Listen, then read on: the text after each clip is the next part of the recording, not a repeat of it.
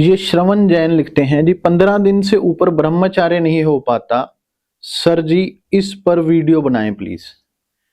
15 दिन ब्रह्मचार्य हो रहा है तो भी कम नहीं है। अगर आप ब्रह्मचार्य की तरफ जाना चाहते हैं, धीरे धीरे इसकी म्याद बढ़ती जाएगी। हो सकता है पहले 7 दिन ना हो पा रहा हो, पहले 3 दिन ना हो पा रहा हो, पहले 2 दिन ना हो पा रहा है, तो 15 पे ले आए ना, धीरे धीरे 40 पे भी आ जाएगा और बढ़ जाएगा।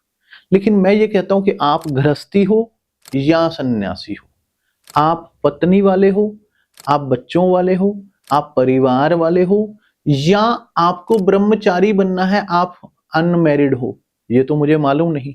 अगर आप ब्रह्मचारी बनना चाहते हैं तो फिर इसकी साधनाएं, आपको साधु संतों की संगत में रहना पड़ेगा, गुरु धारण करना पड़ेगा, फिर आप ब्रह्मचार्य करो।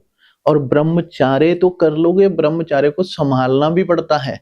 नहीं तो कई बार क्या होता है, एनर्जी ज्यादा हो जाए और उसको आप स्टोर कर रहे हो, वो कहीं से दूसरी जगह साइड इफेक्ट ना कर दे। ब्रह्मचार्य तो कर लोगे, बाद में कहीं एनर्जी दिमाग पे चढ़ गई तो क्या करोगे।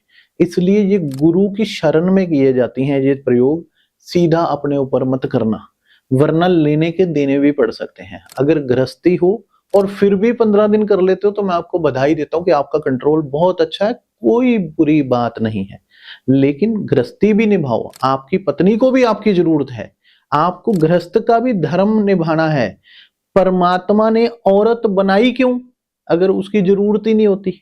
आदमी बनाया क्यों, प्रेम संबंध बनाए क्यों, सृष्टि कैसे चलेगी। तो परमात्मा की सृष्टि में आप खलल क्यों पैदा कर रहे हो। अगर ग्रस्त जीवन है तो अच्छे तरीके से जियो। अगर आपको सन्यासी बनना है तो फिर किसी गुरु के शरण में जाओ, उनसे ब्रह्मचारी सीखो और फिर उस एनर्जी को ऊपर सहस्त्र द्वार तक पहुंचाने के लिए उसके तरीके भी खोजो। फिर टोटल सन्यासी बनना। बीच के रहोगे तो ये ना हो कि दुविधा में दो गए, माया मिली ना राम। मतलब दुविधा में दोनों छूट गए, ना तो पैसा हाथ में आया, ना माया हाथ में आई, ना ही राम मिले, दोनों ही चले जाएंगे। तो अधूरा काम ना करना, जो करना डेडिकेशन के साथ पूरा करना। मेरी नजर में अगर आप गृहस्थी हैं तो गृहस्थ जीवन को निभाओ। हाँ, आप अपने आप को गलत आदतों में मत डालो, दूसरी औरतों की तरफ मत झांको, इधर उधर मुंह मत मारो, गंदगी मत फैलाओ। पर अपने गृहस्थ जीवन को, वो तो आपको परमात्मा ने दिया है। आपकी जो पत्नी है वो आपके लिए आई है, वो आपका लालन पालन बच्चों का कर रही है, वो आपके साथ जीवन बिता रही है, तो उसको क्यों सता रहे हो। आप तो सताने के लिए अपने आप को बैठे ही हो, उसको क्यों सता रहे हो। तो अपने गृहस्थ जीवन का निर्वहन करें, बढ़िया से जिए।